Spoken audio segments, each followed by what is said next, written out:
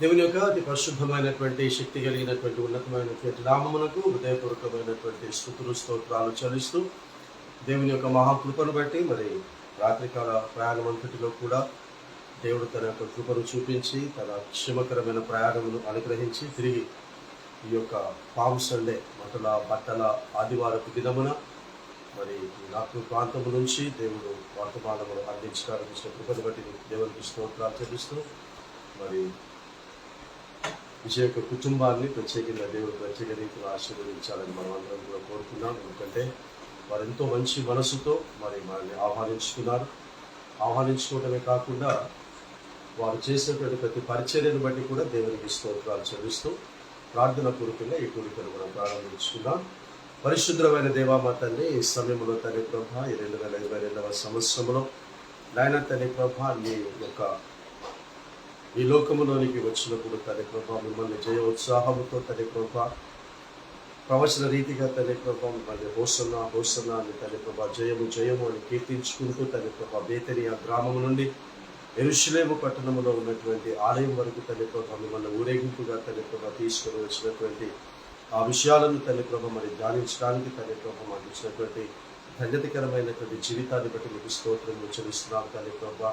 ఏ గృహమైతే తండ్రి ప్రభా మరి నీకు చోటు ఇస్తుందో, నీ వాకుకు చోటు ఇస్తుందో, నీ సేవకులకు చోటు ఇస్తుందో తండ్రి ప్రభా, ఆ గృహమును ఆ గృహస్థులను తండ్రి ప్రభా నువ్వు అద్భుతముగా తండ్రి ప్రభా ప్రతి కార్యమును కూడా నెరవేరుస్తానని సెలవిచ్చి ఉన్నావు తండ్రి ప్రభా. కాబట్టి ఈ సమయంలో నాయన ఈ కుటుంబస్తులు తండ్రి ప్రభా మిమ్మల్ని ఈ వాక్కును ఈ సేవకులను తండ్రి ప్రభా మరి సేవకుల కుటుంబాలను ఆహ్వానించుకొని ఉంటుండగా తండ్రి ప్రభా మీరిచ్చినటువంటి స్వాస్థ్యాలని ఉన్నటువంటి తండ్రి ప్రభా కుమార్తెల పట్ల తండ్రి ప్రభా మీరు ప్రత్యేకమైనటువంటి శ్రద్ధ వహించి వారిలో ఉన్నటువంటి ప్రతి విధమైనటువంటి శారీరక మానసిక ఆత్మికమైన లోపాలను తండ్రి ప్రభా ఇప్పుడే ఈ క్షణమే మీరు ముట్టి సరిచేస్తూ ఉన్నందుకు నీకు స్తోత్రములు తండ్రి ప్రభా.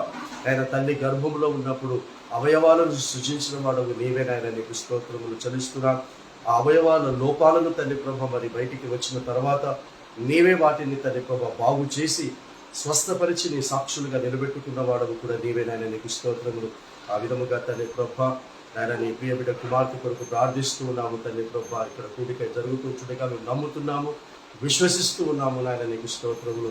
ఆ బిడ్డ శరీరములో ఆ యొక్క మానసికమైనటువంటి విషయాలన్నింటిలో కూడా తండ్రి ప్రభా మీ గాయపడినటువంటి హస్తమును చాపి తండ్రి ప్రభా ఆ బిడ్డను తండ్రి ప్రభా ప్రతి అవయవాలు నార్మల్గా పనిచేయటమే కాకుండా తండ్రి ప్రభా ఆ బిడ్డ యొక్క అద్భుతమైనటువంటి కార్యము ద్వారా తండ్రి ప్రభా నీ సాక్షులకుగా ఆ బిడ్డ బ్రతుకుటకును తల్లిదండ్రులకును ఆయన కుటుంబ సభ్యులకు అందరికీ నాయన తండ్రి ప్రభా సంతోషాన్ని ఆనందాన్ని మీరు కలగచేయనందుకు నీకు స్తోత్రములు చెల్లిస్తున్నాం. ఆయన తల్లిదండ్రులకు ఆ బిడ్డ పట్ల తండ్రి ప్రభా ఉన్నటువంటి ఆ వేదనను తండ్రి ప్రభా మీరు తొలగించి తండ్రి ప్రభా నీ కృపగల హస్తములో తండ్రి ప్రభా నిజమైనటువంటి నీ పట్ల సంతోషమును ఆనందమును అనుభవించేటటువంటి విధముగా జరిగించండి తండ్రి ప్రభా. ఈ ప్రయాణములోను తండ్రి ప్రభా ఈ పరిచర్యలో తండ్రి ప్రభా సహకరించినటువంటి తండ్రి ప్రభా మరి బిడ్డల్ని కూడా ఈ సమయంలో మీరు జ్ఞాపకం చేసుకొని ఆయన తండ్రి ప్రభా మరి నిద్రలేమి బట్టి తండ్రి ప్రభా మరి శరీరాలు ఆయన బిడ్డలకు అనుకూలంగా లేకపోయినప్పటికీ కూడా తండ్రి ప్రభా తిరిగి తండ్రి ప్రభా నీ శరీరంలో గడుపుతూ ఉంటుండగా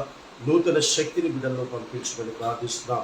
పోయబడినటువంటి గర్భాలను కూడా మీరు తెరిచినందుకు నీకు స్తోత్రాలు చెల్లిస్తున్నాం. మీ బీజమును వేసినందుకు నీకు స్తోత్రాలు చెల్లిస్తున్నాం తండ్రి ప్రభా.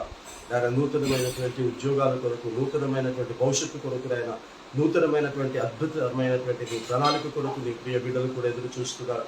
దాని కొరకు కూడా తండ్రి ప్రభా బిడ్డల్ని సిద్ధపరిచి అద్భుతమైన వారు ఆశించిన దానికంటే గొప్ప రాబడితో కలిగినటువంటి ఉద్యోగాలను బిడ్డలకు అనుగ్రహించినందుకు నీకు స్తోత్రం. వృద్ధాప్యంలో ఉన్నటువంటి బిడ్డలను కూడా ఈ సమయంలో మీరు జ్ఞాపకం చేసుకుని తండ్రి ప్రభా వృద్ధాప్యంలో మీ యవ్వనము గొప్పది చేస్తారని సెలవిచ్చును. ఆ విధంగా నూతన పరచండి తండ్రి ప్రభా. ఇలాగలో వీక్షించడానికి సిద్ధపడుతున్న బిడ్డలను ఆ తర్వాత కూడా తండ్రి ప్రభా వీక్షించే బిడ్డలందరినీ కూడా ఈ సమయంలో మీరు దర్శించి మిమ్మల్ని మీరు మహిమ తెచ్చుకొని మీరు ఆశ్రాకడకు మమ్మల్ని అందరినీ కూడా సిద్ధపరచుకొని ప్రత్యేకంగా ఈ దీని రాష్ట్రంలో నీ శివచాటును మరుగుపరచుకోమని యేసుక్రీస్తు నామమున తండ్రిని అతి వినయముగా బ్రతిమాలు వేడుకొంచున్నాము స్వామి. ఆమేన్. ఈ పుస్తకాలు ఎప్పుడు నాకు ఆనందం మీ నదిలో ఆనందం రాకపోతే మీరు చప్పట్లు కొడుతూ దేవుని స్తుతిద్దాం. ఈరోజు జయోత్సాహంతో అందరూ ఆనందంగా యేసుక్రీస్తు ప్రభువారిని గాడిద మీదను గాడిద పిల్ల మీదను ఆయన ఊరేగింపుగా తీసుకుని వెళుతూ అందరూ ఎంతో ఆనందించారు, సంతోషించారు. ఒకటే రోజు తిరిగి మళ్ళీ రేపటి నుంచి ఆయన ఎవరు కూడా కేర్ చేయలేదు. యేసుక్రీస్తు ఎవరు కూడా కేర్ చేయలేదు. కుమారాలు కోసం ఆయన మళ్ళీ ఎత్తికి వదిలేసి ఆయన శిలువ మరణానికి అప్పగించుకొని ఏ నోర్లు అయితే జయము జయము అని ఈరోజు కేకలు వేశారో అవే నోర్లు గురువారము దాటి శుక్రవారంలో అడుగు పెడుతున్నటువంటి ఆ రాత్రంతా కూడా సిలువ వేయుము అని కేకలు వేశారు. అంత దౌర్భాగ్య పరిస్థితుల్లో యూదులు ఇజ్రాయేలు ఆనాడు ఉన్నారు.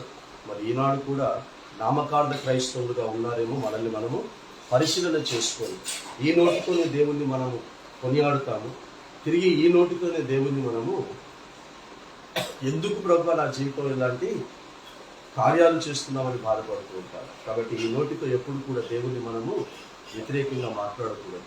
ఆయన మన జీవితంలో ఏది చేసినా మన మంచికే చేస్తాడు, కానీ చెడుకు చేయడు. ఈ విషయం మనం అందరం కూడా గ్రహిస్తూ 314వ పాట పాడుతూ మనము ఆరాధనలో మనం ముందుకు కొనసాగుదాం. ఆనందం ఆనందం దిన దిన ఆనందం యేసు రాజు నా స్వంతమాయను.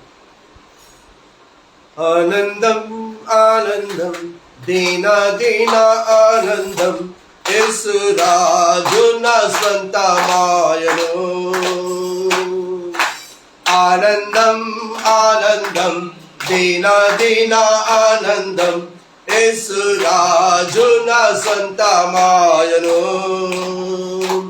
ఈ లోకమందు సొంతవాడాయను, నా మదిలో స్వంతమాయను. ఈ లోకమందు సొంతవాడాయను, నా మదిలో స్వంతమాయను. ఆనందమే పరమానందమే, ఇది మహా గొప్ప భాగ్యమే. ఆనందమే పరమానందమే, ఇది మహా గొప్ప భాగ్యమే. ఈ లోకమందు సొంతవాడాయను, నా మధ్యలో స్వంతమాయను. తొలి బాల్య వయసులో నన్ను ఎన్నుకొనెను, దూరం పోయిన దరి చేర్చెను. తొలి బాల్య వయసులో నన్ను ఎన్నుకొనెను, దూరం పోయిన దరి చేర్చెను. తన ప్రాణమును నాకర్పించి జీవం పొందుకొను మని చెప్పెను. తన ప్రాణమును నాకర్పించి జీవం పొందుకొను మని చెప్పెను. ఆనందమే పరమానందమే, ఇది మహా గొప్ప భాగ్యమే. ఆనందమే పరమానందమే, ఇది మహా గొప్ప భాగ్యమే. ఈ లోకమందు సొంతవాడాయను, నా మధ్యలో సొంతమాయను. ఏ స్థితిలోనైనా ప్రభు ప్రేమతో నన్ను విడువక కాపాడును. ఏ స్థితిలోనైనా ప్రభు ప్రేమతో నన్ను విడువక కాపాడును. నన్ను నమ్మి ఇచ్చిన బాధ్యతను ప్రభు వచ్చు వరకు కాచుకుందును. నన్ను నమ్మి ఇచ్చిన బాధ్యతను ప్రభు వచ్చు వరకు కాచుకుందును. ఆనందమే పరమానందమే, ఇది మహా గొప్ప భాగ్యమే. ఆనందమే పరమానందమే, ఇది మహా గొప్ప భాగ్యమే.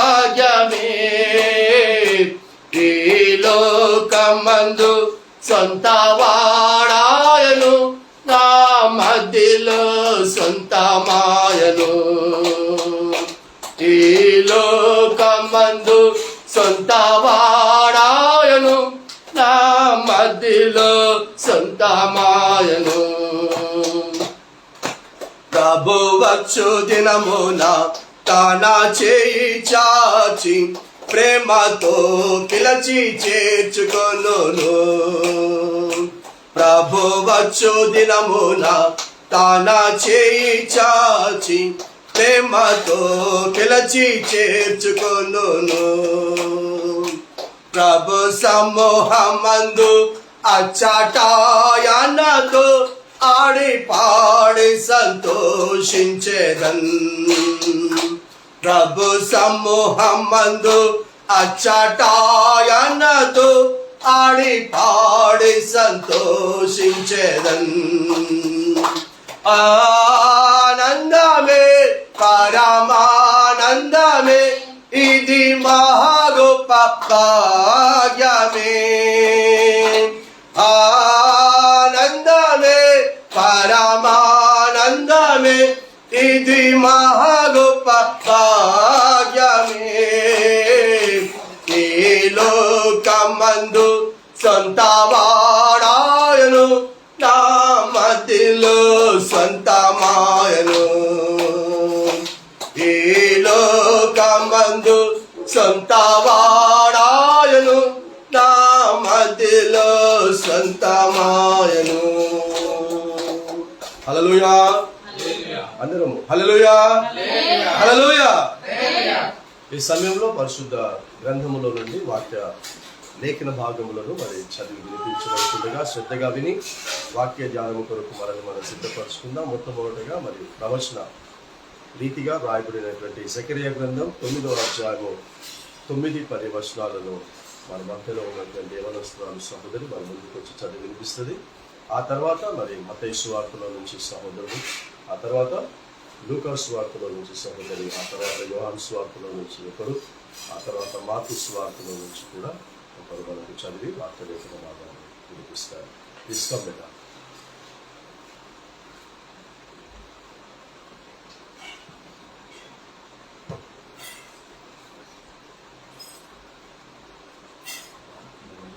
Zechariah chapter 9, verses 9 and 10. Rejoice greatly, O Zion, daughter of Zion. Shout, O daughter of Jerusalem. Behold, your king is coming to you. He is just and having salvation, lowly and riding on a donkey, a colt, the foal of a donkey.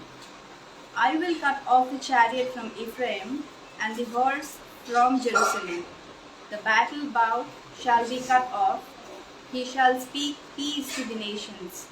His dominion shall be from sea to sea and from the river to the ends of the earth.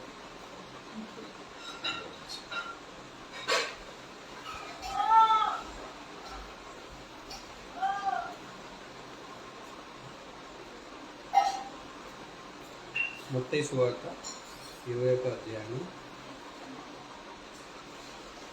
తరువాత యెరూషలేముకు సమీపించి ఒలీవ చెట్ల కొండ దగ్గర ఉన్న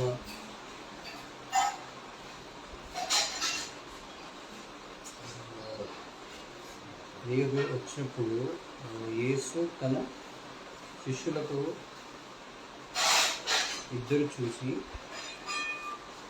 మీ ఎదుటనున్న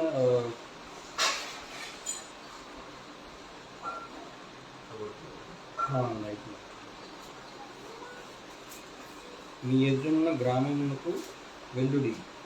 వెళ్ళగానే కట్టబడి ఉన్న యొక్క గాడిదయు దానితో ఉన్న యొక్క గాడిద పిల్లయు మీకు కనబడును.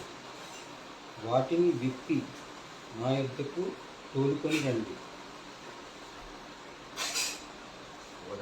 ఎవడైనను మీతో ఏమైనను అన్న ఎడల అది ప్రభువునకు కావలసి ఉన్నవని చెప్పవలెను. వెంటనే అతడు వాటిని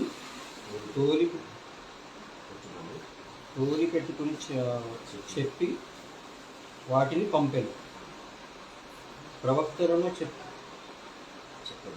వలన చెప్పబడినది నెరవేరినట్లును ఇది జరిగెను. అదే అనగా ఇదిగో నీ రాజు సాత్వికుడై గాడిదను భారవాహక పశు పిల్లయైన చిన్న గాడిదను ఎక్కి నీ యొద్దకు వచ్చుచున్నాడని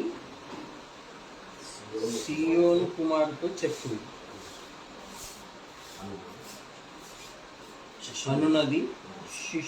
శిష్యుడు వెళ్ళి యేసు తమకు ఆజ్ఞాపించిన ప్రకారము చేసి ఆ గాడిదను దాని పిల్లను తోలుకొని వచ్చి వాటి మీద తమ బట్టలు వేయగా ఆయన బట్టల మీద కూర్చుండెను.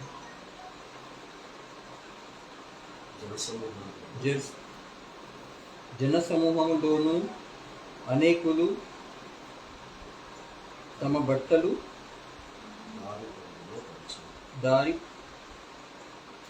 దారి పొడుగున పరిచిరి.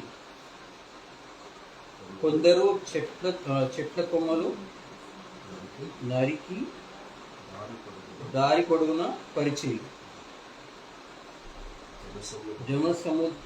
జనసమూహములలో ఆయనకు ముందు వెళ్ళుచుండిన వారును వెనుక వచ్చుచుండిన వారును దావీదు కుమారుడికి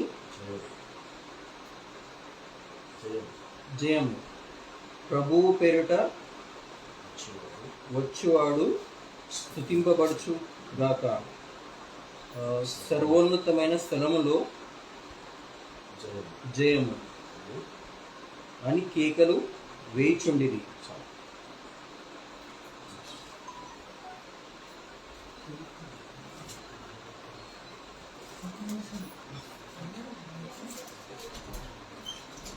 సువార్తల పాఠముగా మార్కు సువార్త 11వ అధ్యాయము 12 నుండి 17 వచనాలు చదువుకుందాం.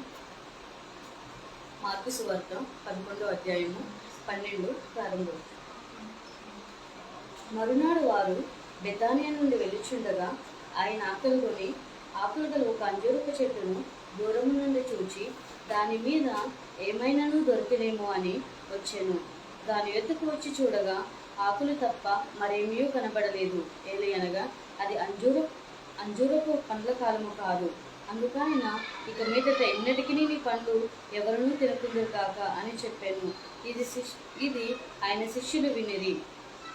వారు యెరూషలేమునకు వచ్చినప్పుడు ఆయన దేవాలయంలో ప్రవేశించి దేవాలయంలో క్రయ విక్రయములు చేయువారిని వెళ్ళగొట్టిన ఆరంభించి రోకులు మార్చువారి బల్లలను గుబ్బలము వారి పీటలను పడద్రోసి దేవాలయము గుండా ఏ పాత్రలను ఎవరిని తేనీయకుండెను.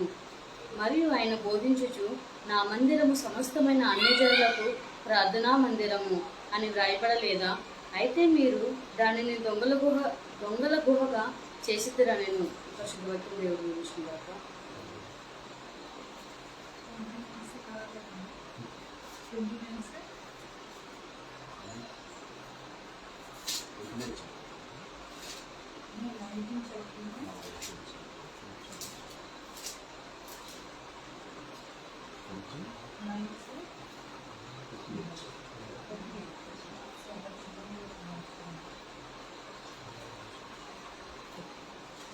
लूका 19वां अध्याय।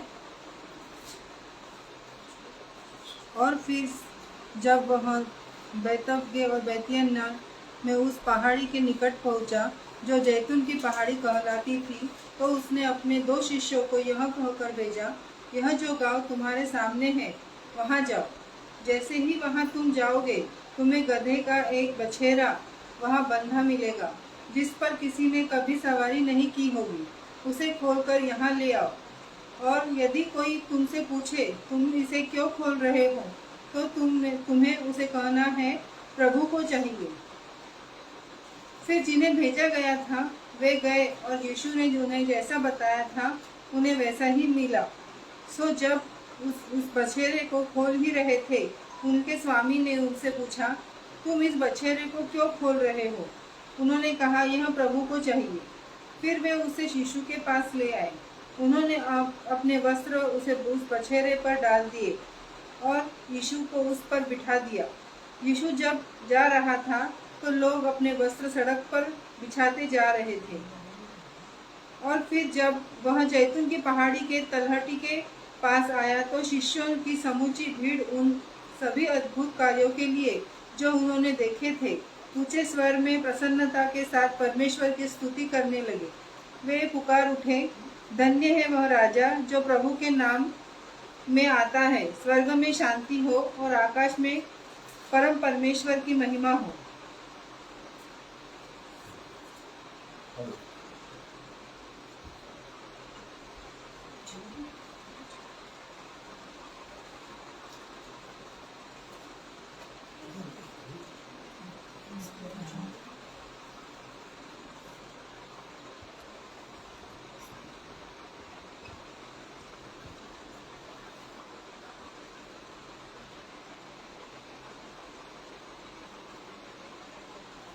John Gospel chapter 12 from verse 9 to 15.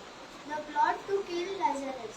Now a great many of the Jews knew that he was there, and they came, not for Jesus' sake only, but that they might also see Lazarus, whom he had raised from the dead. But the chief priests plotted to put Lazarus to death also, because on account of him many of the Jews went away and believed in Jesus. The triumphal entry. The next day a great multitude that had come to the feast, when they heard that Jesus was coming to Jerusalem, took branches of palm trees and went out to meet him and cried out, Hosanna, blessed is he who comes in the name of the Lord, the King of Israel. Then Jesus, when he had found a young donkey, sat on it, as it is written, Fear not, daughter of Zion, behold your king is coming, sitting on the donkey's colt.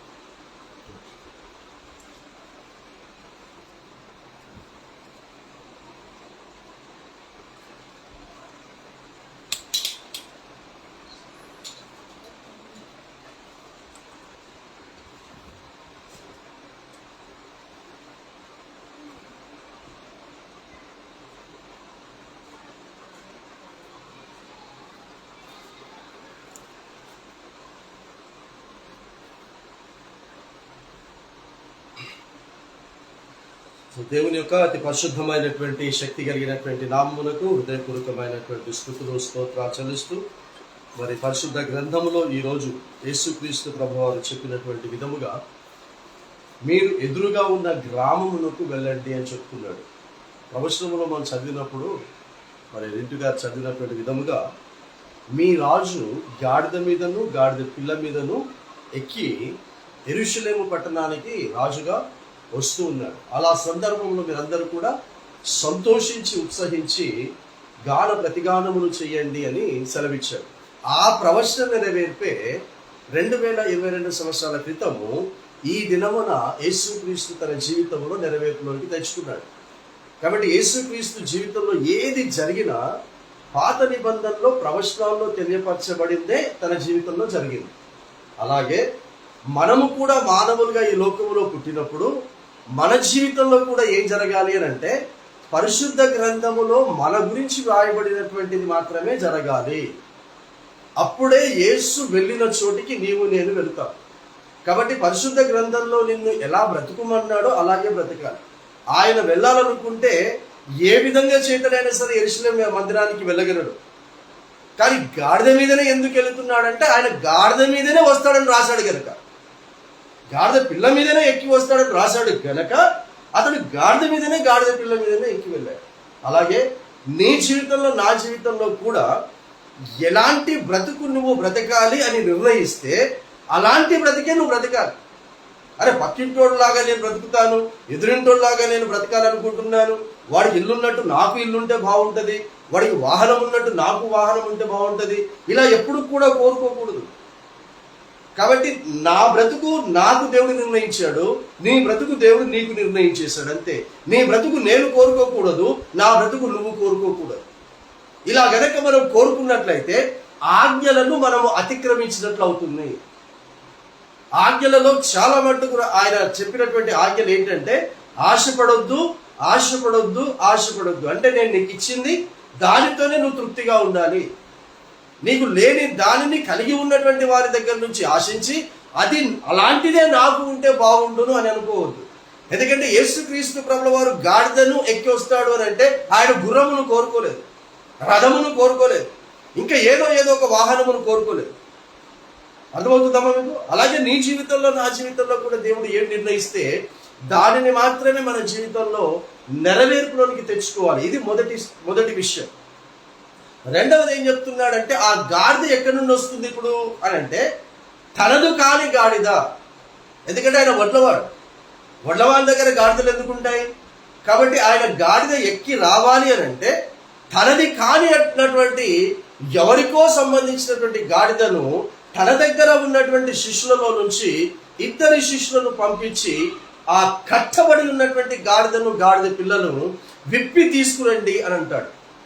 అది కూడా ఎక్కడి నుంచి తీసుకురామంటున్నాడంటే ఆయన ఏ బేతనియా గ్రామంలో నుంచి అయితే బయలుదేరుతున్నాడో ఆ బేతనియా గ్రామంలో ఉన్న గాడిదలు వద్దట ఆయనకి. ఆ బేతనియా గ్రామంలో ఉన్నటువంటి గాడిద పిల్లలు వద్దట. ఆయన కావలసింది ఏమంటున్నాడంటే మీరు గ్రామాలకు వెళ్ళాలి అని అన్నాడు. అంటే మీరు ఏ ప్రాంతంలో ఉన్నారో ఆ ప్రాంత ప్రజల దగ్గర నుండి ఆయన వెళ్ళమన్నటువంటి ప్రజల దగ్గరికి వెళ్ళాలి. ఈ రోజున మనం చూసినట్లయితే దేవుని యొక్క మహాకృపను బట్టి మేము ఊహించలేదు, మేము తలించలేదు. యాక్చువల్గా మనము లాస్ట్ సండే వద్దాము అని అనుకున్నాం, లాస్ట్ ఈ నాగ్పూర్ ప్రాంతానికి రావాలనుకున్నాం. కానీ దేవుడు ఈరోజు ఏ సంఘటన జరిగిందో, ఏ విషయాన్ని అయితే ప్రవచనము నెరవేర్చుకోనికి వచ్చిందో దానికి వర్తమానం అందించేటట్టు విధముగా మాత్రమే కాకుండా అది క్రియల ద్వారా చేసేటట్టుగా దేవుడు మనకు ఆ గొప్ప ఆధిక్యతను ఇచ్చాడు. అంటే హైదరాబాద్లో ఉన్నటువంటి మనల్ని ఏమన్నాడు ఇప్పుడు ఇక్కడ నాగ్పూర్లో ఉన్నటువంటి ప్రజల దగ్గరికి వెళ్ళి అక్కడ కట్టబడి ఉన్నటువంటి నా విశ్వాసులు ఉన్నారు, నన్ను నమ్మిన కట్టబడినటువంటి బిడ్డలు ఉన్నారు, వారిని విప్పండి అంటున్నాడు. దేవునికి స్తోత్రం. సో ఈ రోజున ఊహించని విధంగా తలంచని విధముగా ఇక్కడికి వచ్చామంటే ఆ రోజున ఆ కట్టబడినటువంటి గాడిదలను విప్పి తీసుకున్నామని ఆయన తన శిష్యులలో నుంచి సేవకులుగా పంపుతున్నాడు. వారు వెళ్ళి ఆ గాడిద పిల్లలు విప్పే సమయంలో ఎవరైనా మిమ్మల్ని ఎందుకు విప్పుతున్నారు అని అడిగితే అవి ప్రభువుకు కావాలి అని చెప్తున్నారు. సో ఈ రోజున ఎవ్వరు వాక్యము వింటున్నారు, ఏ సంఘానికి మనం వెళుతున్నా, నువ్వు ఏ సంఘ సభ్యుడివి, సంఘ సభ్యురాలు అయినా నీవు నేను మనం ఎవరికి కావాలి? ప్రభువుకు కావాలి. చేస్తున్నాం. ఆ ప్రభువుకు కావటానికే ఈ రోజున ఈ నాగ్పూర్ ప్రాంతంలో ఉన్నటువంటి ఈ మన కుటుంబానికి దేవుడు ఎందుకు వచ్చాడంటే మీరు కూడా ఒక సమస్యతో కట్టబడి ఉన్నారు. తెలుస్తూ మహాభయంకరమైనటువంటి హృదయ వేదనతో మీరు కట్టబడ్డారు. ఇచ్చినటువంటి స్వాస్థ్యము అనుభవించేటటువంటి ఆ పరిస్థితిని ఎవరు చక్కపరుస్తారా, ఎవరి ద్వారా ఇది కలుగుతుందా అని మీరు కట్టబడి వేదన పడుతున్నారు. కానీ దేవుడి రోజున ఆయన శిష్యులను పంపినంత గొప్ప అర్హత నాకు లేకపోయినా దేవుడు నన్ను అభిషేకించి ఇక్కడికి పంపాడు. తెలుస్తూ వారి దగ్గరికి వెళ్ళి వారు పడుతున్నటువంటి వేదనలో నుంచి విప్పి ప్రభు కొరకు తీసుకురావాలని పంపాడు కదా. దేవునికి స్తోత్రం. కాబట్టి తప్పకుండా ఈ కూడిక ద్వారా దేవుడు మీరు ఏ బంధకాలలో కట్టబడి ఉన్నారో ఈ రోజున దేవుడు విప్పుతూ ఉన్నాడు. దేవుని స్తోత్రం. ఆ యవ్వన బిడ్డ జీవితంలోనికి, మన కుటుంబ జీవితంలోనికి దేవుడు ఈ రోజున ఆ గాడిద మీదకి ఎక్కిన విధంగా ఈ రోజు మన కుటుంబాలలోనికి ఎక్కి వస్తూ ఉన్నాడు. ఎవరు మన సమస్యను పరిష్కరించలేనటువంటి పరిస్థితుల్లో ఈరోజు మనం ఉన్నాం. కానీ ఏ దేవుడైతే తల్లి గర్భంలో సృజించాడో ఆ దేవుడే తిరిగి బాగు చేస్తాడు.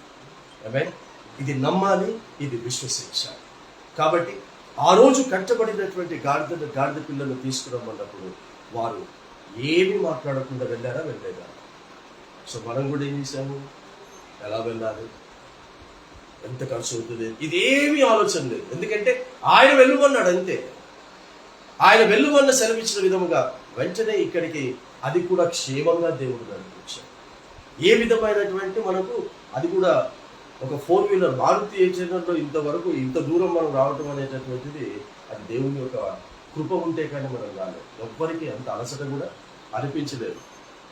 ఎస్పెషల్లీ మన వృద్ధాప్యంలో ఉన్నటువంటి అమ్మకు కూడా అనిపించలేదు. అమ్మ అయితే మా అందరికంటే కూడా యాక్టివ్గా కూర్చుంది. దేవునికి స్తోత్రం. కూర్చొని ఇక్కడికి రావడానికి తను ఒకటే అది, ఇక్కడికి రావడానికి ముందు గడిచిన నెల నుంచే తను వెళ్ళాలి అనేటటువంటిది.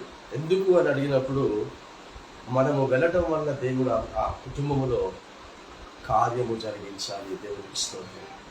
నా బిడ్డలు అనుభవిస్తున్నటువంటి ఆ హృదయ వేదనలో నుంచి దేవుడే బయటికి తీసుకురావాలి. కాబట్టి మీరు ఈ రోజున ఈ సువార్తను, ఈ వాక్యమును మీరు నమ్ముతున్నట్లయితే కదా, ఎస్పెషల్లీ నేను చెప్తున్నాను కదా, తల్లికి తండ్రికి ఇద్దరికి, ఇది మీరు నమ్ముతున్నట్లయితే దేవుడు అద్భుతాన్ని మీ బిడ్డలో చేస్తారు. తెలుస్తుంది. ఎన్నో చూశారు, కాబట్టి ఇది కూడా తప్పకుండా చూశారు. ఎందుకంటే తను నిర్ణయించిన ఈ దినమున ఏ సంఘటన జరిగిందో ఆ సంఘటన వర్తమానము ద్వారా ఈ రోజు మనం ధ్యానిస్తూ ఉన్నాం. ఎవరికి కావాలి అన్నప్పుడు ప్రభు ఈ రోజు మీరు ఒక తీర్మానం తీసుకోండి. ప్రభు నా బిడ్డను కనుక నేను బాగు చేస్తే క్రైస్తున్నా, నేను నా కుటుంబము నీ కొరకు నేను బ్రతుకుతాను. తెలుసుకోవటం ప్రభువును మోసేవారుగా బ్రతకండి, ప్రభువు యొక్క సాక్షులుగా బ్రతకండి. నాకు చాలా బాధ, చాలా మందిని చూస్తే బాధ ఏంటంటే, కార్యాలు జరిగేంత వరకు ఒకలాగా ఉంటారు, కార్యాలు జరిగిన తర్వాత ఇంకొకలాగా ఉంటారు. కానీ కార్యాలు జరిగిన తర్వాత కూడా, కార్యాలు జరగక ముందు ప్రభువు కొరకు ఎంత మనము ప్రయాసపడ్డామో, కార్యాలు జరిగిన తర్వాత అంతకంటే రెట్టింపు దేవుని కొరకు ప్రయాసపడాలి. ఇది దేవుని మహిమ నిమిత్తం చెప్తున్నాను, నా గొప్ప గురించి నేను చెప్పటం లేదు. దేవుడు నా పట్ల నన్ను పిలిచిన పిలుపుకు తగినటువంటి విధంగా బ్రతకటానికి అది ఎంత ప్రయాసమైన, ఎంత కష్టమైన, ఎంత దూరమైన, సమయమందును అసమయమందును సువార్తను ప్రకటించమని పౌలు ద్వారా చెప్పబడ్డ మాటను ఈ రోజున నేను నెరవేర్చాల్సి ముందు వరుసలో ఉండటానికి ప్రయాసపడుతున్నాను. దేవునికి స్తోత్రం. కాబట్టి తప్పకుండా ఈ రోజున మత్తయి సువార్తలో మరి సహోదరుడు తండ్రి చదివినటువంటి ఆ లేఖన భాగంలో ఈ రోజు మనము ధ్యానిస్తున్నాం. అది విప్పడానికి వెళ్ళినప్పుడు, విప్పుతున్నప్పుడు వారు పోనిచ్చారా, పోనివ్వలేదా?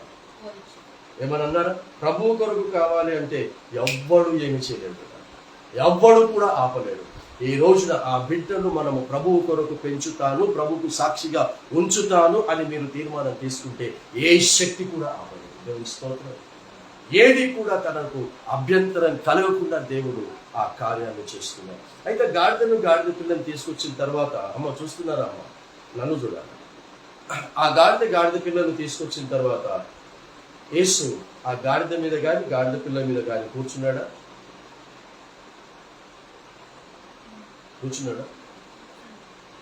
అమ్మ, గాడిద మీద కానీ గాడిద పిల్ల మీద కానీ కూర్చున్నాడా? కూర్చోలేదు. ఆయన చూస్తూ ఉంటాడు. అయ్యా నీ గాడిద దిమ్మన్నో తెచ్చినానయ్యా, మరి ఏం చేసుకుంటావు, మరి కూర్చుని నడుస్తావా అంటే ఆయన ఏం మాట్లాడకుండా మౌనంగా ఆ గాడిదను చూస్తుండు, విప్పి తీసుకొచ్చిన వాళ్ళని చూస్తుండు, గాడిదను చూస్తుండు, విప్పి తీసుకొచ్చిన వాళ్ళని చూస్తుండు. వాళ్ళకి అప్పుడు అర్థమైంది. ఏమర్థమైంది? ఈయన గాడిద మీద కూర్చోవాలంటే గాడిద మీద మేము వేసుకున్న బట్టలు గాడిద మీద వేస్తేనే ఆయన కూర్చుంటాడు. బట్టల మీద కూర్చుండేను అని చదివాం. ఏమైనా గాడిద మీద కూర్చుండేను అని చదవలేదు, బట్టల మీద కూర్చుండాను. ఈరోజు ఈ వర్తమానం వింటున్నటువంటి ప్రతి ఒక్కరు విప్పబడినటువంటి గాడిదలైతే, విప్పబడినటువంటి విశ్వాసివి అయితే, దేవుడు నీలోనికి రావాలంటే నీలో ఒక వస్త్రం ఉండాలి. ఆ వస్త్రం ఏం వస్త్రమమ్మా? రక్షణ వస్త్రము నీలోనికి రావాలి. పాపము లేని వస్త్రము నీ జీవితంలోనికి వస్తే తప్పకుండా యేసు పాపము లేని రక్షించబడిన ఆ వస్త్రము కలిగినటువంటి బిడ్డలోనికి వస్తాడు. హల్లెలూయా. ఆ వస్త్రము మీద కూర్చుంటే అప్పుడు ఇక ఆయన్ని ఊరేగింపుగా తీసుకొని యెరూషలేము మందిరానికి తీసుకెళ్తున్నారు. యెరూషలేము మందిరానికి ఎలా తీసుకెళ్తున్నారు? అమ్మ, నువ్వు చదివినటువంటి ప్రవచనంలో మట్టలుందా? మట్టలు ఊపుకుంటూ అని నువ్వు చదివావా? చదవలేదు. అక్కడ రాయబడినటువంటి మాట గాడిద మీదను గాడిద పిల్ల మీదను అన్నది. మరి ఈ మట్టలు ఎందుకు వాడారు, బట్టలు ఎందుకు వాడారు అనంటే, ఆ యొక్క దినాలలో ఇశ్రాయేలులకు రాజులుగా ఉన్నప్పుడు ఒక రాజు కొరకు ఏం చేస్తారంటే, ఆ రాజును అభిషేకం చేసినప్పుడు ఆ రాజును ఊరేగింపుగా తీసుకెళ్తున్నప్పుడు దారి పొడుగున బట్టలు పరుస్తారు. సో ఈయన కూడా రాజులకు రాజు గనక, ప్రపంచానికి రాజులకు రాజు గనక ఇతనికి కూడా ఆ కార్యమును జరిగించాడు. దేవునికి స్తోత్రం. సో బట్టలు మట్టలు రెండు కూడా ఏం చేస్తున్నారని చదివా బ్రదర్? ఊపుకుంటూ ఆయనను వెంబడించారు అని రాయలేదు అక్కడ. ఈ రోజు మనం చూసినట్లయితే చాలా మందిరాల్లో ఏం చేస్తారు? చేతిలో మట్టలను పట్టుకొని, కొమ్మలను పట్టుకొని గుడి చుట్టూ తిరుగుతారు. వాళ్ళకు ఈ క్రైస్తవులకు, మన క్రైస్తవులకు ఏం తేడా లేదు. వాళ్ళేమో యాప కొమ్మలు పట్టుకొని వాళ్ళ గుడి చుట్టూ తిరుగుతారు, మనలేమో మన గుడి కొమ్మలు పట్టుకొని మన గుడి చుట్టూ తిరుగుతారు. వాళ్ళేమో వానికి సంబంధించిన పాట పాడుకుంటూ వాడు ఊపుకుంటూ వాడు తిరుగుతాడు, మనం కూడా ఊపుకుంటూ తిరుగుతాడు. కానీ బైబిల్లో రాయబడిన మాట దారి పొడుగున పరిచిరి. మట్టలను పరిచారు, బట్టలను పరిచారు. అంటే ఒక సంగతి తెలుసుకోండి అమ్మ, చాలా జాగ్రత్తగా వినండి. ఈ సంగతిని చాలా జాగ్రత్తగా వినండి. యేసును గనక మన జీవితంలో మోస్తున్నట్లయితే నీవు నడిచే దారిలో ఏముంటాయి? నీ ప్రయాణము అంత సులువుగా జరగకుండా కొమ్మలు అడ్డుగా వేస్తారు. కొమ్మలు అడ్డుగా వేస్తే ప్రయాణం సాఫీగా జరుగుతుందా? మనం దాదాపు 500 కిలోమీటర్లు వచ్చాం. 450 కిలోమీటర్లు అయిపోయిన తర్వాత 450 కిలోమీటర్ల దాకా బ్రహ్మాండమైనటువంటి రోడ్డు ఉంది. ఆ తర్వాత 150 కిలోమీటర్లు ఎలా ఉందమ్మా? బాగా కదా, అన్ని ప్యాచెస్ ఉన్నాయి. అయినా సరే అదే స్పీడ్లో వస్తున్నప్పుడు కూర్చున్నటువంటి మీకు కాస్త ఇబ్బంది అయ్యింది. అలాంటిది యేసు గాడిద మీద వేసిన బట్టల మీద నడుచుకుంటూ వస్తే ఆ దారి పొడుగున ఆ మట్టలను పరుస్తే ఎంత ఇబ్బందిగా ఉంటుందమ్మా. అంటే గాడిదకి ఎంత రక్తం గారింటది, ఎంత గాయం ఏంటంటే నీకు కూడా అవుతుంది, క్రైస్తవా, మనకు కూడా అవుతుంది. అయినా సరే ఆ గాడిద తన కలుగుతున్న గాయాల వైపు చూడలేదు, కారుతున్న రక్తం వైపు చూడలేదు, కానీ తనను ఎక్కి వస్తున్న యేసుని బట్టి సంతోషించింది. సో నీకు కలుగుతున్న బాధల వైపు చూడకు, నీ కలుగుతున్న ఆర్థిక ఇబ్బందుల వైపు చూడకు, నీ కలుగుతున్న మానసికమైన వేదనల వైపు చూడకు. ఎందుకంటే ఈ రోజు జరిగినటువంటి సంఘటనలో గాడిద ఏమాత్రం కూడా పరిస్థితులు అనుకూలంగా లేవు. తన ప్రయాణము సాఫీగా జరగటం లేదు. ఒక ప్రక్క మట్టల ద్వారా గాయమవుతుంది, ఇంకో ప్రక్క బట్టల ద్వారా ఆ రక్తము తులబడతా ఉంది, బట్టల ద్వారా ఆ గాయము కట్టబడతా ఉంది. సో నీ జీవితంలో, నా జీవితంలో ఒక ప్రక్క గాయాలు ఎవరు చేసినా, ఎవరి ద్వారా మనకు గాయాలు అవుతున్నా, తిరిగి ఎవరో ఒకరి వ్యక్తుల ద్వారా ఆ గాయాలను దేవుడు కడతాడు. దేవుని స్తోత్రం. ఒక వ్యక్తి ద్వారా నీకు అవమానం కలిగితే తిరిగి ఇంకొక వ్యక్తి ద్వారా నీకు గౌరవం వచ్చేటట్టు దేవుడు చేస్తాడు. ఒకరి ద్వారా నీకు నింద వస్తున్నట్లయితే ఇంకొక వ్యక్తి ద్వారా దేవుడు నీకు గౌరవం వచ్చేటట్టుగా, ఆ నింద కొట్టివేయబడేటట్టుగా చేస్తాడు. కాబట్టి నిందల వైపు, అవమానాల వైపు చూస్తూ మనం కొనసాగించకుండా దేవుడు ఏ ప్రజలను మన జీవితంలో పంపిస్తే వారి ద్వారా మన జీవిత ప్రయాణమును సంతోషంగా కొనసాగించుకోవాలి. సో ఆ దారి పొడుగున పరిచారు. అందరూ హోసన్నా హోసన్నా అని అంటున్నారు, స్తుతిస్తున్నారు. ఆలయం మందిరం దాకా వచ్చేసారు. వచ్చిన తర్వాత మరి సహోదరి చదివిన విధంగా మార్క్స్ వార్త 11వ అధ్యాయంలో అక్కడ మందిరం ఏమాత్రం కూడా ఆరాధనకు అనుకూలంగా ఉండేదట. అది దొంగల గుహగా మార్చేస్తారు. అక్కడ వ్యాపారం జరుగుతుంది. ఆలయంలో ఎలాంటి వ్యాపారం జరుగుతుంది? ఎలాంటి వ్యాపారం జరుగుతుందమ్మా? ఇప్పుడు మన దగ్గర ఒక దేశం నుంచి ఇంకో దేశానికి పోవాలి అని అంటే కరెన్సీ చేంజ్ అయిపోతుంది కదా. ఇప్పుడు మనం అమెరికాకి వెళ్ళామనుకోండి, ఇక్కడ మనం వాడేటటువంటి ఆ రూపీస్ని మనం అక్కడ ఇస్తే తీసుకుంటారా? తీసుకోరు. అక్కడ ఉన్నటువంటి డాలర్స్ కావాలి. సో మనం ఏం చేస్తాం? ఇక్కడనో లేకపోతే అక్కడ దిగగానేనో మన రూపీస్ని డాలర్స్గా మార్చుకుంటాం. సో అలాగే ఈ ఆలయం దగ్గర ఏం చేస్తున్నారంటే ఎక్కడెక్కడ నుండో ఈ ఆలయానికి వచ్చినటువంటి వాళ్ళందరూ కూడా వాళ్ళ కరెన్సీని మార్చుకుంటారు. అక్కడ మార్చుకొని ఆ యూదులకు సంబంధించినటువంటి ఇజ్రాయెల్కి సంబంధించిన కరెన్సీని తీసుకుంటున్నారు. సో అక్కడ క్రయ విక్రయాలు జరుగుతున్నప్పుడు మహాకోపము దేవుని యేసుక్రీస్తు ప్రభు వారికి వచ్చింది. యేసు ఎంత సాత్వికుడో అంత కోపిష్ఠుడు. ఆ ఆలయములో ఉండాల్సినటువంటి విధంగా ఆలయం లేకపోతే ఆయనకు కోపం వచ్చినట్టుగా నేను కూడా దేవుని ఆలయమే. హల్లెలూయా. ఈ దేహము దేవుని ఆలయం. బాగా అర్థం చేసుకోండి. ఈ ఆలయమై ఉన్న ఈ దేహము కూడా దేవుడు అనుకున్న విధంగా ఉండకపోతే ఈ దేహం మీద దేవునికి కోపం వస్తుంది. కొరింథీ సంఘానికి రాసిన మొదటి పత్రిక 3:16-17 అంటాడు, మీ దేహము దేవుని ఆలయమై ఉన్నదని మీరు ఎరగరా, దేవుని ఆత్మ అందులో నివసిస్తున్నాడని ఎరగరా, ఎవడైనను దేవుని ఆలయము పాడు చేసేదలా దేవుడు వారిని పాడు చేయడు. ఈ రోజున ఈ సత్యాన్ని తెలుసుకొని ఎవ్వరు కూడా ఈ దేహము పాడు చేయకండి. ఈ దేహమును ఎవ్వరు కూడా పాడవ్వాలని కోరుకోకండి. ఎందుకంటే ఈ దేహము నీ దేహం కాదు. ఈ దేహము దేవుడు నివసించే ఇల్లు. ఈ దేహం మీద నీకు అధికారం లేదు. ఈ దేహము దేవుడు తన విలువైన రక్తమును పెట్టి కొనుక్కున్నాడు. కొనుక్కున్నప్పుడు ఈ దేహం ఎవరి సొత్తు? ఇప్పుడు యేసు సొత్తు. మరి యేసు సొత్తు అయినటువంటి ఈ ఆలయం గురించి ఎలా చెడు మాట్లాడతాం, ఎలా చెడు ఆలోచన చేస్తాం బిడ్డ? దేవునికి స్తోత్రం. వస్తూ కొన్ని ప్రశ్నలు అడగకముందే చెప్పాను. చూసాం బాబు గారు, చాలా బాగుంది, సూపర్, ఇంతే చిన్నదే లైన్, కానీ ఎంత బ్రహ్మాండంగా టేకప్ చేస్తాం. ఈ దేవుని యొక్క ఆలయమై ఉన్న ఈ దేహమును సినిమా థియేటర్కి తీసుకెళ్ళటానికి ఆ దేవుడు ఏర్పాటు చేసింది. బాధపడాలి, దుఃఖపడాలి. దేవుని ఆలయమై ఉన్న ఈ దేహమును సజీవంగా ఉండాలని కోరుకుంటున్నాడు, జీవము కలిగి ఉండాలని కోరుకుంటున్నాడు. ఈ దేహము మరణాన్ని కోరుకుంటున్నాడు. దేవుని స్తోత్రం. ఏలియా మరణాన్ని కోరుకుని చెట్టు కింద కూర్చున్నాడు. రాజుల మొదటి గ్రంథం 19వ అధ్యాయంలో ప్రవక్త అయిన ఏలియా మరణాన్ని కోరుకొని చెట్టు కింద కూర్చున్నాడు. ఎప్పుడైతే మరణాన్ని ఏలియా కోరుకున్నాడో ఆ రోజుతో తన అభిషేకాన్ని క్లోజ్ చేసేసాడు. నువ్వు మరణాన్ని కోరుకున్నావు గనక నీ స్థానంలో నేను వేరొకరిని నేను నిర్ణయించుకున్నానని ఎలీషా మీదకి అభిషేకంలో పంపిస్తానన్నారు. కాబట్టి ఎవ్వరు కూడా ఎప్పుడు కూడా మరణాన్ని కోరుకోకూడదు. ఎప్పుడు కూడా సజీవులుగా ఉండాలని కోరుకోవాలి. బిడ్డ నీ పరిస్థితి ఎలా ఉన్నా, బిడ్డల పరిస్థితి ఎలా ఉన్నా నువ్వు సంతోషంగా బ్రతకడానికి నేర్చుకోగలుగుతావు. నీకు అన్ని పరిస్థితులు బాగుంటేనే సంతోషంగా ఉంటారా?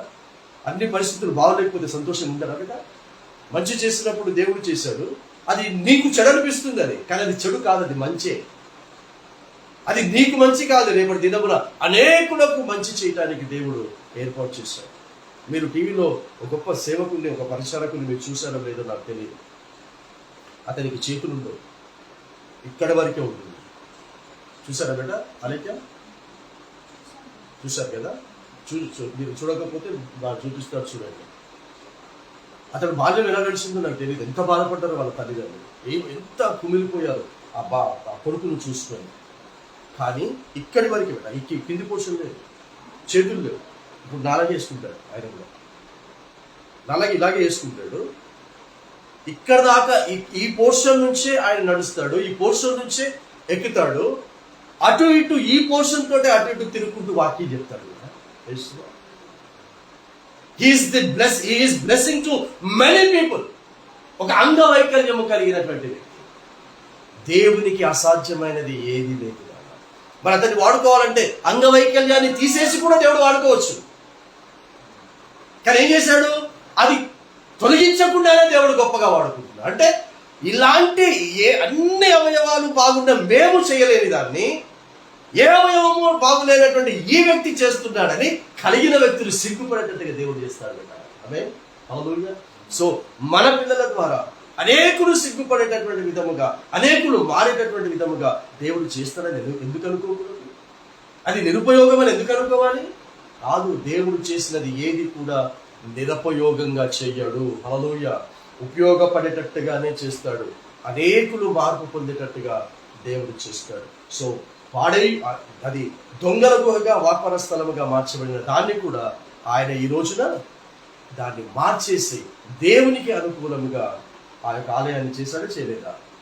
మరి ఈ రోజున ఇది దేవునికి అనుకూలంగా మనము ఈ కూడికలో పాలు పొందేంత వరకు లేదేమో, కానీ వర్తమానము వింటుండగా ఈ వర్తమానము ద్వారా తిరిగి ఈ దేహము దేవునికి అనుకూలంగా మార్చబడాలి. దేవునికి ఇష్టమైనటువంటి జీవితము జీవించడానికి ఇది మార్చబడాలి. ఆ తర్వాత లూకా సువార్తలో మీరు చదివినటువంటి మత్తయి సువార్తలో ఉన్నదే, మార్కు సువార్తలో ఉన్నదే, లూకా సువార్తలో కూడా ఉన్నది మన దేవుని స్తోత్రం. సో అక్కడ ప్రభువులకు కావాలి అని చెప్పమన్నాడు. అదే విధంగా వారు చెప్పారు. ఆ కట్టబడినటువంటి దాన్ని విప్పమన్నారు. వారు కట్టబడినటువంటి దాన్ని విప్పు తీసుకొని వచ్చారు. ఎక్కడ కూర్చున్నాడు అని రాస్తాడంటే గాడిద పిల్ల మీద కూర్చున్నాడు అంట. ఒక చోట గాడిద మీద కూర్చుండంట, ఇంకో చోటనేమో గాడిద పిల్ల మీద కూర్చున్నాడు అంట. అంటే దీన్ని బట్టి మనకి ఏమర్థం అవుతుంది? ఆయనకు గాడిదలు కావాలా, గాడిద పిల్లలు కావాలి. ఉదాహరణకి నాకు అప్పుడప్పుడు మహా కోపం వచ్చింది అనుకోండి, ఎవరి మీదనన్నా, వెంటనే నేను తిట్టే ఏంటంటే గాడిద కొడక అంటాను. ఎవరి మీద కోపం వస్తా అన్నావు, అమ్మ అప్పుడన్నా అన్నావు కదా, వాడు గాడిద కూర్చున్నా, మరి గాడిద కొడక అన్నావు. ఆ కన్నోడు గాడిదనా, తల్లి గాడిదనా? కాదు. అంటే మనిషిగా ఉన్న వ్యక్తిని గాడిదతో పోల్చి వాడికి పుట్టినటువంటి పిల్లల్ని గాడిద కొడక అన్నాం, గాడిద బిడ్డ అన్నాం. అంటే ఇప్పుడు గాడిద మీద ఎక్కువ వచ్చాడంటే అయ్యమ్మల మీద ఎక్కువ వస్తాడు, పిల్ల మీద ఎక్కువ వచ్చాడంటే వారికి పుట్టిన పిల్లల మీద కూడా ఎక్కువ వస్తాడు. దేవుని స్తోత్రం. అంటే మొత్తానికి ఆయన కావాల్సింది ఏంటంటే టోటల్ ఫ్యామిలీ ఆయనకు కావాలి. అంటే మీరెక్కడో పుట్టారు, మీరెక్కడో పెరిగారు, కానీ పరిశుద్ధమైన వివాహం ద్వారా మీరిద్దరు జతపరచబడ్డారు. మీరు జతపరచబడి చక్కటి కుమార్తెలను దేవుడిచ్చి అంటున్నాడు, నాకు మీరు కావాలి, నాకు మీరు కావాలి, మీ నలుగురిలో కూడా నేను ఉండాలని కోరుకుంటున్నానని మనం చేసి అంటున్నాడు. క్రైస్తులో సో మిమ్మల్ని ఏ కుటుంబం కావాలని కోరుకుంటుందో, ఏ కుటుంబం వద్దని కోరుకుంటుందో నాకు తెలియదు, కానీ నీ యేసయ్య మాత్రమే మీ టోటల్ ఫ్యామిలీ నాకు కావాలి అంటున్నాడు. సో మీకు చోటు ఇవ్వని వారి కొరకు బాధపడతారా? మీకు చోటు ఇస్తున్న యేసు కొరకు సంతోషిస్తారు, ఆనందిస్తారు. సో సర్వశక్తి గల దేవుడు మీకు చోటిస్తున్నాడు, నాకు చోటిస్తున్నాడు, మీ కుటుంబానికి చోటిస్తున్నాడు, నా కుటుంబానికి చోటిస్తున్నాడు. కాబట్టి ఆయన దగ్గరికి వెళ్ళి ఆయన మన జీవితంలోనికి ఆయన చేర్చుకుంటే చక్కటి గౌరవం మనకు వస్తుంది. అందరూ ఆయనకి జయము జయము అని అంటున్నారు, ఆయనకి ఊరేగింపు తీసుకెళ్తున్నారు, కానీ యాక్చువల్గా గుర్తింపు ఎవరికి వస్తుంది అక్కడ? యాక్చువల్గా గౌరవం ఎవరికి వస్తుంది అక్కడ? గాలికి వస్తుంది. ఒక పక్క గాయాలు అవుతున్నప్పటికీ కూడా తనకి ఎంతో గౌరవం. దాని మీద ఎప్పుడు కూడా మురికి బట్టలు మోసిన గాడిద ఈరోజు లోక పాపమును మోసుకొని పోతున్న యేసు క్రీస్తును మోస్తున్నది బిడ్డ. దేవుని స్తోత్రం. అంత గొప్ప ఆధిక్యత దేవుడు మనకి ఇచ్చాడు. ఇక చివరిది చిన్న పాప చదివినటువంటి లేఖన భాగంలో అక్కడ రాసినటువంటి మాట ఏంటంటే, ఖర్జూరపు మట్టలు పట్టుకొని ఎదుర్కోవటానికి వచ్చాడు అని రాశాడు. ఊపుకుంటూ తిరిగాడని రాయలేదు, రాయలేదు. కానీ ఎప్పుడైతే యేసుక్రీస్తు ప్రభువు ఆలయం దగ్గరికి వచ్చేసాడో, ఆలయం దగ్గరికి రాగానే వారు ఏం చేస్తున్నారంటే ఎదుర్కోబోతున్నారు. ఇప్పుడు మేము ఇంటికి రాగానే ఏం చేశారు బిడ్డ? మీరు ఎదుర్కొన్నారా లేదా? రిసీవ్ చేసుకున్నారా లేదా? సో అలాగే యేసుక్రీస్తు ప్రభువుని ఎలా రిసీవ్ చేసుకున్నారని అంటున్నాడంటే ఖర్జూరపు మట్టను పట్టుకొని రిసీవ్ చేసుకున్నారు. ఈ హైందవుల్లో ఒక ఆచారం ఉంది. ఎవరైనా వారి ఇంటికి వస్తే, ఎవరైనా వారికి సంబంధించిన వారు వస్తే, కొత్తగా పెళ్ళైన వారు ఎవరైనా వస్తే వారు ఎలా లోపలికి ఆహ్వానించుకుంటారమ్మా? దిష్టి తీసి ఒక పళ్ళెం బట్టి ఆ పళ్ళెంలో నీళ్ళు పోసో లేకపోతే దీపం వెలిగించో దాన్ని ఇలా అని ఎలా ఆహ్వానించుకుంటారో, మనకైతే అది లేదు, నాకు లేదు. స్తోత్రం. యేసుక్రీస్తు ప్రభువుని ఏం చేస్తున్నారు? ఖర్జూరపు మట్టలను చేత పట్టుకొని రండయ్యా అని లోపలికి ఆహ్వానించుకున్నారు. అది ఆ చిన్న బిడ్డ ద్వారా ఈరోజు నేను చదివించాను. ఎందుకు ఆ చిన్న బిడ్డ ద్వారా నేను చదివించానంటే ఈ రోజున ఆ సర్వశక్తి గల త్రిత్వమైన తండ్రి కుమార పరిశుద్ధాత్మని చదివి తన కుటుంబంలోనికి, తన జీవితంలోనికి, తన భవిష్యత్తులోనికి ఆహ్వానించుకుని హల్లెలూయా. సో ఈ రోజున ఈ వర్తమానం ద్వారా మమ్మల్ని మీరు ఆహ్వానించుకునేది మా ద్వారా తండ్రి కుమార పరిశుద్ధాత్మని ఆహ్వానించుకున్నారు. సో ఎక్కడ సువార్త ప్రకటించేటటువంటి పాదములు వెళుతాయో ఆ పాదములు మాత్రమే కాదు, ఆ పాదములే సుందరమైన పాదాలైతే ఆ పెట్టినటువంటి ప్రదేశం ఇంకెంత సుందరంగా ఉంటుంది, ఇంకా ఎంత బ్రహ్మాండంగా ఉంటుంది. అందుకే సోదరుడు చెప్పాను, దారి పడ్డది, ఇక ప్రతి నెల మిమ్మల్ని ఇబ్బంది పెట్టడం పక్క. దేవుని స్తోత్రం. ఎవ్రీ వన్ రెడీ ఉండు, రెడీ అమ్మా, రెడీ. దేవుని స్తోత్రం. దేవుడికి ఎంతమంది వస్తున్నారు కాదు, కట్టబడిన ఒక్క గాడిద పిల్ల కావాలి అన్నాడు, ఒక్క గాడిద కావాలి అని అన్నాడు.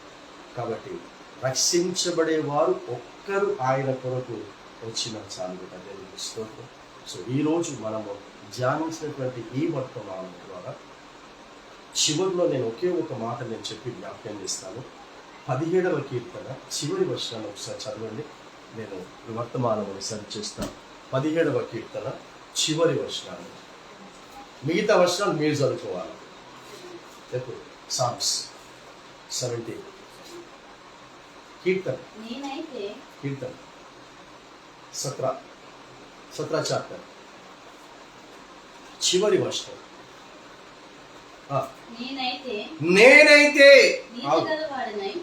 నేనైతే ఈ తీర్మానం తీసుకో, ఎవడు ఏట్లో పోతేంది, ఎవడు గంగలో పోతేంది. ఏమే అవునా కదా? ఎవడు ఎంత సంపాదించుకుంటే ఏంది, ఎవడు ఎంత సంపాదించుకోకపోతే నాకేంది. ఇది దావీదు అంటున్న మాట. ఇది నేనైతే నీతి గలవాడనై నీ ముఖ దర్శనం. గాడిద పిల్ల యేసు ముఖ దర్శనము చేసింది బేట. దేవునికి స్తోత్రం. యేసును మోసింది. ఈ రోజున నీ తీర్మానం ఒకటే అయి ఉండాలి. క్రైస్తవుడిగా ఉంటే దేవుని యొక్క ముఖ దర్శనము చేసుకోలేరు. ఆమేన్.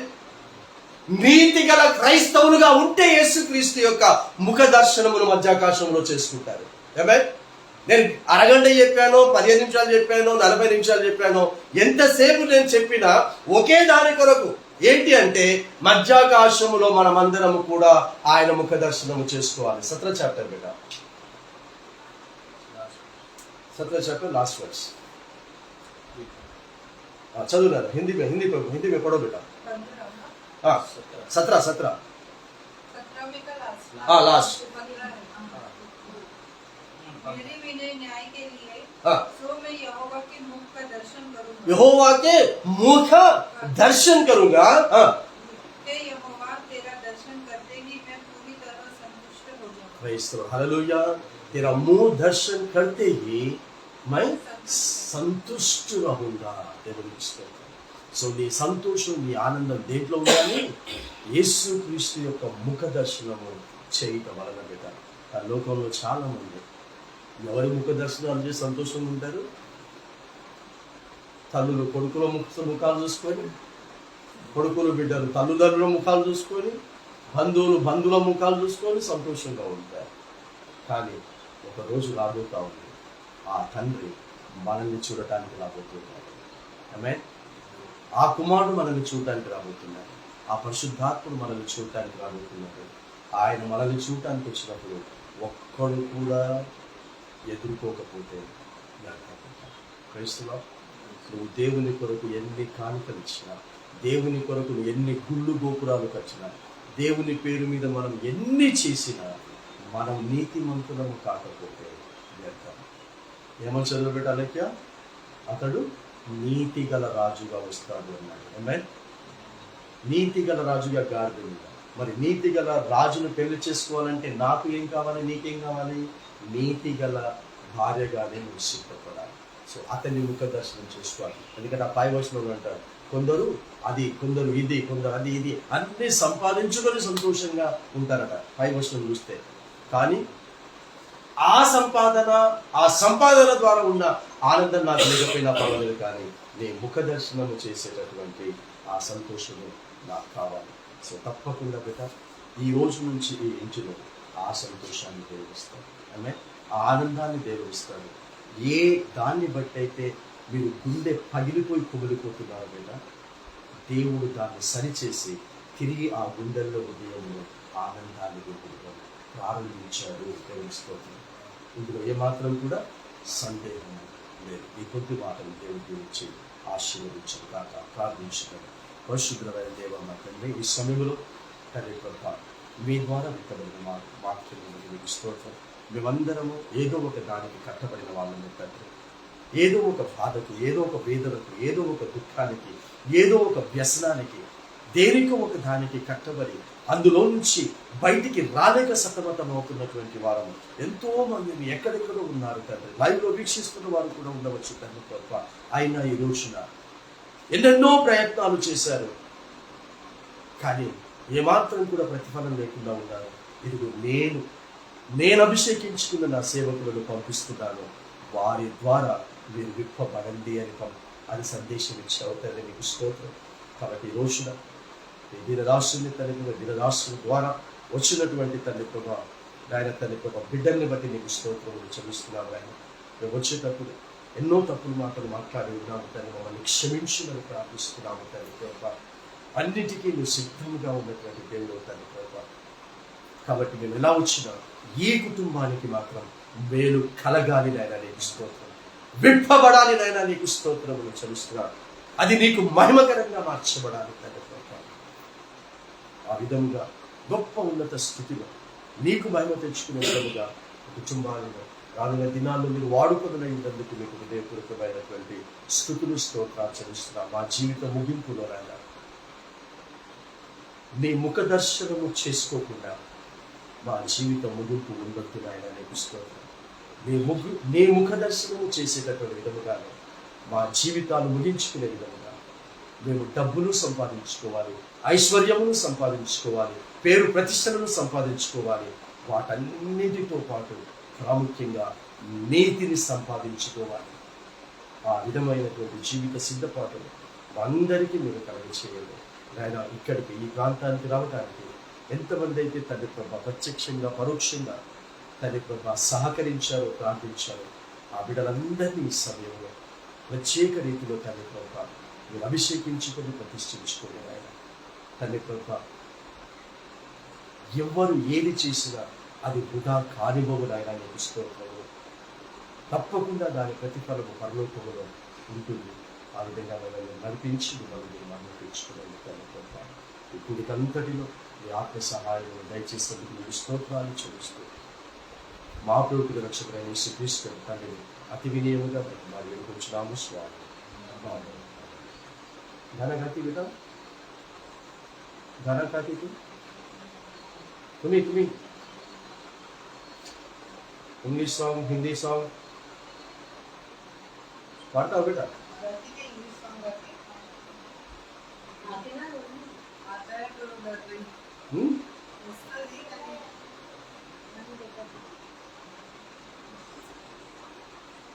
आपको आती बेटा? आपको आती बेटी? नहीं. నువ్వు బేట నువ్వు వాడవా? సరే, ఒక పాట పాడుతుండగా మరి ఆదివారం ఆడతాను ఎక్కబడితే ఆదివారం ఆడుతుంది పాట పాడుతున్నాను. ఒక పాట పాడండి. ఆకాశమందున్న ఆసీనుడా నీ తాటు కనులెత్తుచున్నాను, నేను నీ తాటు కనులెత్తుచున్నాను. ఆకాశమందున్న ఆసీనుడా నీ తాటు కనులెత్తుచున్నాను, నేను నీ తాటు కనులెత్తుచున్నాను. కరుణించుమా యేసు కాపాడుమా, కరుణించుమా యేసు కాపాడుమా, నీ తాటు కనులెత్తుచున్నాను, నేను నీ తాటు కనులెత్తుచున్నాను. పగిలిపోయిన పాత్రను నేను బాగు చేయుమా వాడుకొనుమా. పగిలిపోయిన పాత్రను నేను బాగు చేయుమా వాడుకొనుమా.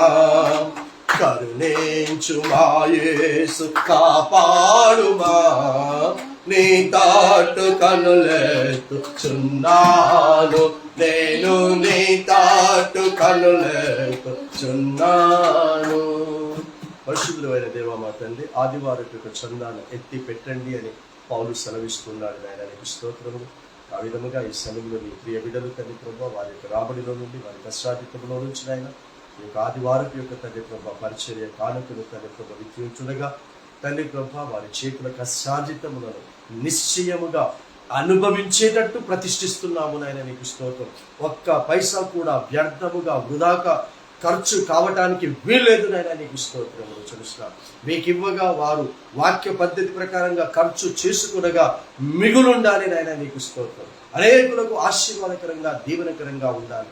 ఆ విధంగా మీరు నడిపించమని తండ్రి ప్రభావ ప్రార్థిస్తున్నాము తండ్రి.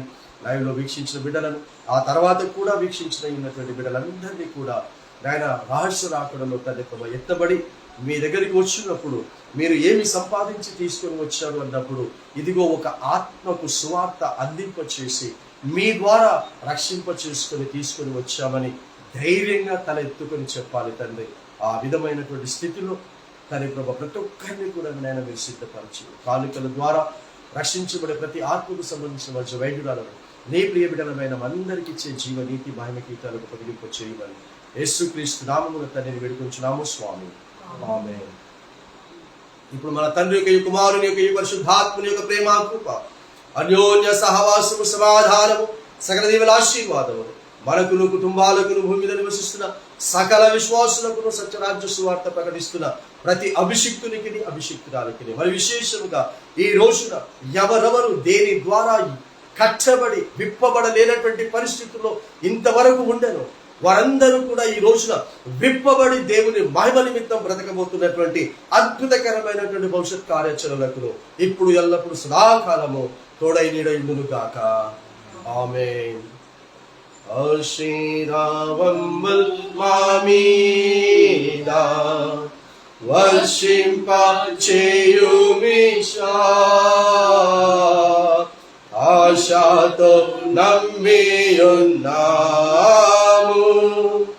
నీ సత్య వాగ్దాతము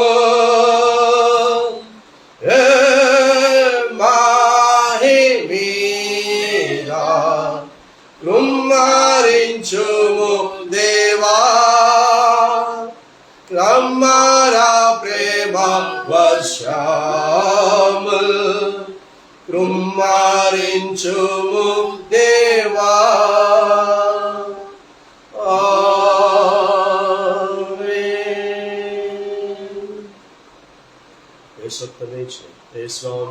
ప్రవేశం సంపూర్ణ అపవాది క్రియలంతా కొట్టి నాశనం అని నీ కార్యములు మాత్రమే నిరంతరం జయం జయం జయం. ఆమేన్.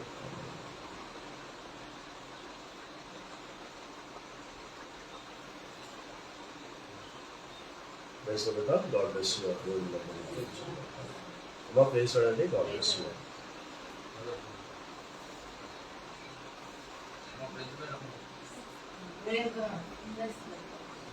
Very good.